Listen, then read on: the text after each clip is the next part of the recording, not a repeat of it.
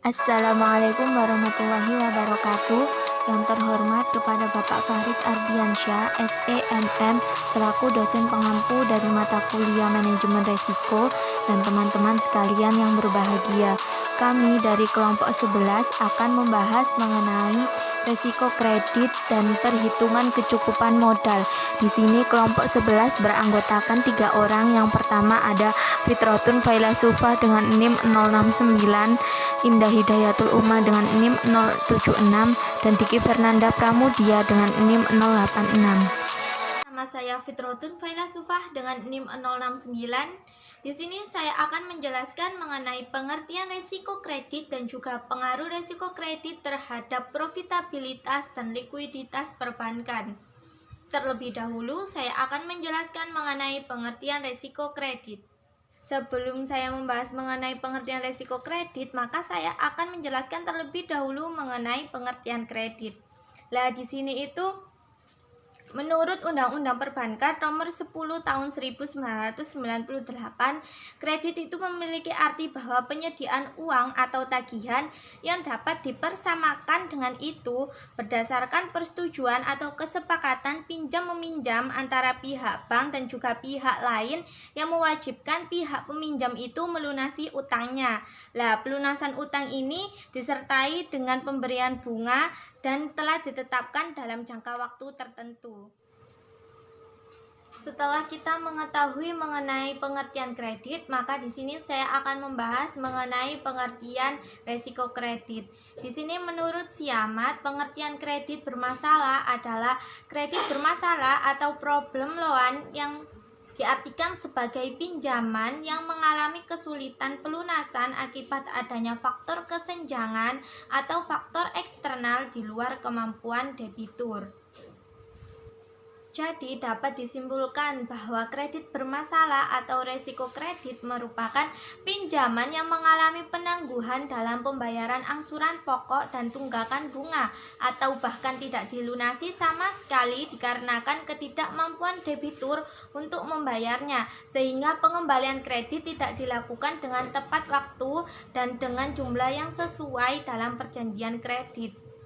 Kemudian, menurut Denda Wijaya, kredit bermasalah atau resiko kredit merupakan kredit-kredit yang masuk dalam kategori kolektibilitasnya dalam kriteria kredit macet atau disebut juga non-performing loan atau biasanya disingkat dengan NPL. Rasio ini menunjukkan kemampuan manajemen bank dalam mengelola kredit bermasalah yang diberikan oleh bank. Artinya di sini semakin tinggi rasio ini maka akan semakin buruk kualitas kredit bank yang menyebabkan jumlah kredit bermasalah semakin besar. Maka kemungkinan suatu bank dalam kondisi bermasalah akan semakin besar, yaitu kerugian yang diakibatkan tingkat pengembalian kredit macet. Kemudian yang kedua di sini saya akan membahas mengenai pengaruh resiko kredit terhadap profitabilitas dan juga likuiditas perbankan. Tetapi terlebih dahulu saya akan menjelaskan mengenai pengaruh kredit macet terhadap profitabilitas perbankan. Lah, di sini profitabilitas itu mempunyai arti yakni kemampuan perusahaan untuk memperoleh laba dalam hubungannya dengan penjualan total aktiva maupun modal sendiri. Lah, mengukur tingkat profitabilitas ini dapat diartikan sebagai hal yang sangat penting dan yang sangat diperlukan. Hal ini itu bertujuan untuk menjamin apakah keuntungan yang ditargetkan oleh perusahaan dalam beberapa periode ini telah tercapai. Dan di sini pengaruh resiko kredit atau kredit macet terhadap profitabilitas dalam perbankan yakni apabila semakin tinggi kredit macet dalam pengelolaan kredit bank yang ditunjukkan dalam NPL, maka akan menurunkan tingkat pendapatan bank yang tercermin melalui ROA. NPL meningkat maka profitabilitas menurun disebabkan karena semakin tingginya NPL maka akan semakin tinggi resiko kredit yang ditanggung oleh bank dan hal tersebut mengakibatkan penurunan profitabilitas bank. Penyaluran kredit yang mengalami kredit bermasalah akan mempengaruhi profitabilitas bank karena bank akan kehilangan kemampuannya dalam menghasilkan laba yang optimal dari kegiatannya tersebut atau profitabilitas perbankan akan menurun. Selanjutnya di sini saya akan membahas mengenai pengaruh resiko kredit terhadap likuiditas perbankan. Nah, di sini likuiditas itu memiliki arti yakni kemampuan perusahaan dalam memenuhi kewajiban yang bersifat jangka pendek. Kemampuan tersebut meliputi kemampuan menyediakan dana pada saat nasabah memerlukan penarikan dana depositonya atau tabungannya. Nah, di sini rasio likuiditas berfungsi untuk menunjukkan atau mengukur kemampuan perusahaan atau perbankan dalam memenuhi kewajibannya yang sudah jatuh tempo, baik itu kewajiban kepada pihak luar perusahaan atau pihak luar perbankan maupun di dalam perusahaan atau di dalam perbankan. Rasio keuangan yang digunakan untuk mengukur resiko likuiditas yakni menggunakan LDR yakni loan to deposit ratio. Nah, kemudian di sini pengaruh resiko kredit atau kredit macet untuk likuiditas perbankan yakni besarnya jumlah kredit yang disalurkan itu akan menentukan keuntungan bank. Jika bank tidak mampu menyalurkan kredit sementara dana yang terhimpun itu banyak, maka akan menyebabkan bank tersebut itu rugi. Sehingga semakin tinggi LDR, maka laba perbankan itu akan semakin meningkat dengan asumsi bahwa bank tersebut mampu menyalurkan kredit secara efektif dengan meminimalisir adanya kredit macet. Penyaluran kredit yang mengalami kredit bermasalah di sini akan mempengaruhi likuiditas perbankan karena kas yang seharusnya menambah likuiditas dari bank tersebut atau dari perbankan tidak terjadi dan di sini akan mengakibatkan bank atau perbankan tersebut tidak mampu memenuhi kewajiban jangka pendeknya. Saya Indah Hidayatul Umma, NIM 076, sebagai pemateri kedua akan menjelaskan mengenai manajemen risiko kredit dan pengertian dari kecukupan modal. Saya akan menjelaskan terlebih dahulu tentang pengertian dari manajemen risiko kredit. Manajemen risiko kredit adalah suatu kebijakan atau strategi yang dilakukan oleh pihak bank untuk mengantisipasi sejak awal terhadap kemungkinan nasabah yang mengalami penunggakan kredit. Selanjutnya, yakni proses penerapan dari manajemen risiko kredit. Yang pertama, yakni melakukan identifikasi risiko. Jadi, di sini pihak bank menyelidiki kendala apa yang dihadapi oleh nasabah saat mereka tidak bisa melunasi kredit tersebut. Kemudian yang kedua, yakni melakukan pengukuran dan evaluasi risiko. Di sini, pihak bank ini mengukur tinggi rendahnya risiko dengan tujuan untuk memahami karakteristik sehingga risiko lebih mudah untuk dikendalikan. Nah, teknik dari pengukuran risiko kredit ini dengan menggunakan 5C. Yang pertama ada karakter, yakni kemauan dari nasabah itu sendiri untuk memenuhi kewajibannya. Kemudian yang kedua ada capacity, yakni melihat kemampuan nasabah untuk melunasi utangnya. Kemudian yang ketiga, yakni ada kapital, yakni melihat kondisi keuangan dari nasabah. Yang keempat ada kolateral, yakni melihat aset atau jaminan yang dijadikan sebagai jaminan utang.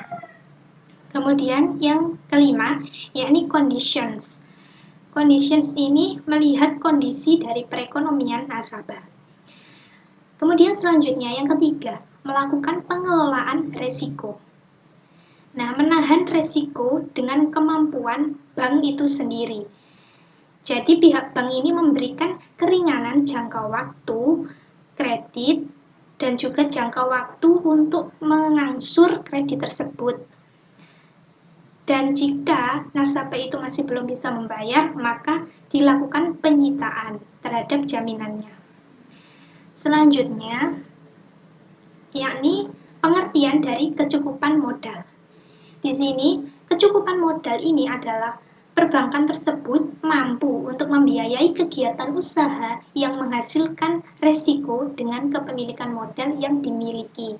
Kemudian ada istilah CAR, Capital Adequacy Ratio. Di sini Pengertian dari CAR adalah rasio kinerja bank, di mana CAR ini untuk mengukur kecukupan modal yang dimiliki oleh bank untuk mengatasi resiko. Di mana di sini modal bank ini adalah dana yang diinvestasikan oleh pemilik untuk membiayai kegiatan usaha bank yang jumlahnya telah ditetapkan saat pendirian bank tersebut. Nah, modal ini adalah sebuah faktor penting bagi perkembangan bank dan untuk menjaga kepercayaan dari nasabah. Dengan bank memiliki kecukupan modal, maka bank ini akan bisa melunasi atau bertanggung jawab untuk melunasi tanggung jawabnya atau kewajibannya. Mungkin hanya itu saja yang bisa saya sampaikan. Kurang lebihnya saya mohon maaf. Selanjutnya akan dilanjutkan oleh pemateri ketiga. Bismillahirrahmanirrahim. Baik, untuk selanjutnya yaitu pembahasan mengenai perhitungan kecukupan modal dan pengaruh kecukupan modal terhadap profitabilitas dari perbankan.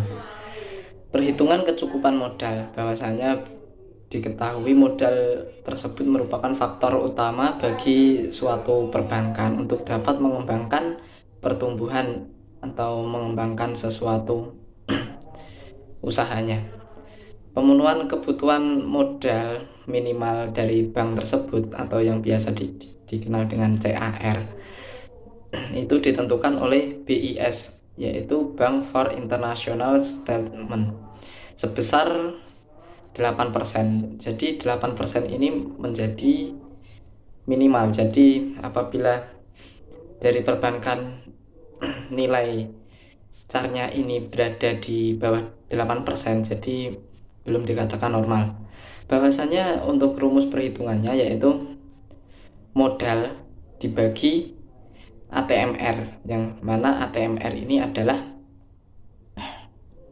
aktiva tertimbang menurut resiko, dikali 100%, dan maksimal nantinya adalah 100%. Bahwasanya modal ini terdiri dari dua, yaitu modal inti dan modal pelengkap. Menurut rasio CAR, di mana modal dibagi ATMR kemudian dikalikan 100, yang sebagaimana rumusnya memiliki bobot resiko yang paling besar. Jadi di antara modal-modal resiko-resiko di antara modal tersebut yang paling besar yaitu kredit, karena kredit memberikan kontribusi pendapatan yang paling besar bagi bank. Yang selanjutnya yaitu pengaruh kecukupan modal atau CAR terhadap profitabilitas atau ROA. CAR mencerminkan modal sendiri perusahaan. Semakin besar CAR atau modal, maka semakin besar kesempatan bank dalam menghasilkan laba. Karena apa? Karena dengan modal yang besar tersebut, manajemen bank mampu leluasa, mampu memanajemen dengan baik karena modalnya tercukupi.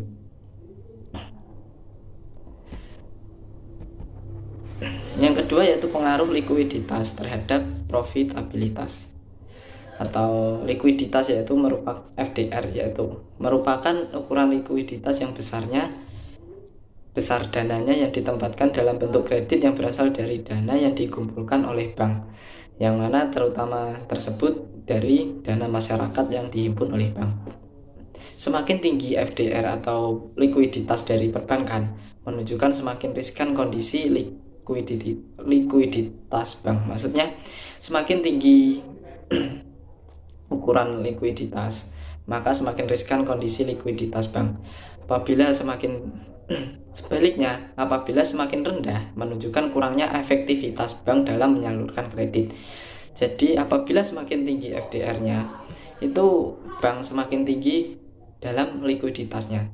Dan ketika semakin rendah, maka dalam pencairan likuidnya perbankan tersebut semakin rendah. Jadi apabila likuiditas dari perbankan tersebut semakin tinggi, maka profitabilitas dari perbankan juga akan terpenuhi. Sekian presentasi dari kelompok 11 dan kami ucapkan banyak-banyak terima kasih kepada para teman-teman yang sudah melihat video kami. Assalamualaikum warahmatullahi wabarakatuh.